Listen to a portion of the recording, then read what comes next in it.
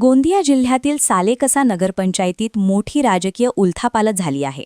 उपाध्यक्षपदाच्या निवडणुकीत शिवसेना शिंदे गट आणि काँग्रेस यांची नवी आघाडी पाहायला मिळाली. शिंदे गटाच्या नगरसेविका योगिता असाटी यांनी काँग्रेसचे उमेदवार कुंदन बहेकार यांना मतदान केल्याने राजकीय वर्तुळात सर्वांच्या भुवया उंचावल्या आहेत. यामुळे सालेकसा नगरपंचायतीत काँग्रेस आणि शिंदे सेनेच्या नव्या पर्वाची सुरुवात झाली आहे.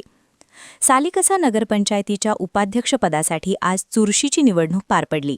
काँग्रेसकडे 17 पैकी 10 जागांचे स्पष्ट बहुमत असतानाही काँग्रेसने एक पाऊल पुढे टाकत राजकीय डावपेच आखले. काँग्रेसचे उमेदवार कुंदन बहेकार यांना काँग्रेसच्या 10 नगरसेवकांसह नगराध्यक्ष विजय फुंडे आणि शिंदे गटाच्या नगरसेविका योगिता असाटी यांनी पाठिंबा दिला. परिणामी बहेकार यांना 12 मते मिळाली, तर भाजपचे उमेदवार अजय डोळे यांना केवळ 6 मतांवर समाधान मानावे लागले. 6 मतांच्या फरकाने कुंदन बहेकार यांनी उपाध्यक्षपद काबीज केले.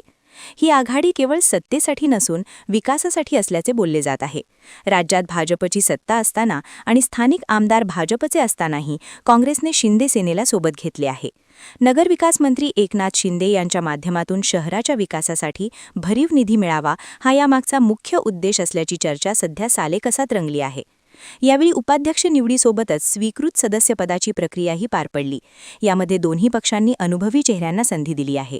काँग्रेसने अल्पसंख्याक समाजाचे प्रतिनिधित्व करणारे डॉक्टर राजेंद्र जैन यांची नियुक्ती केली आहे, तर भाजपने नगराध्यक्षपदाच्या निवडणुकीत पराभूत झालेले डॉक्टर राजेंद्र बडोले यांना स्वीकृत सदस्य म्हणून पुन्हा एकदा संधी दिली आहे. या नव्या राजकीय समीकरणाने सालेकसा शहरात आगामी काळात मोठ्या बदलांची नांदी दिली आहे. आता ही नवी आघाडी शहराचा विकास करण्यात किती यशस्वी ठरते याकडे सालेकसा वासियांचे लक्ष लागले आहे. प्रतिनिधी राधाकिसन जुटे, NTV न्यूज मराठी, गोंदिया.